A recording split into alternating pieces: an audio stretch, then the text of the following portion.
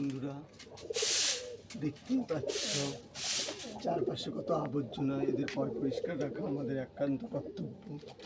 এদের পয় পরিষ্কার না রাখলে রোগ হতে পারে, তাই এদের দেখাশোনার দায়িত্ব তো আমাদের। যেমন নিজেদের শরীরের প্রতি দেখাশোনা করি, সেরকম এদেরও তো দেখাশোনা, খাওয়া দাওয়া সব মেনটেন করতে হয়। তাই এদের পয় পরিষ্কার রাখতে হবে।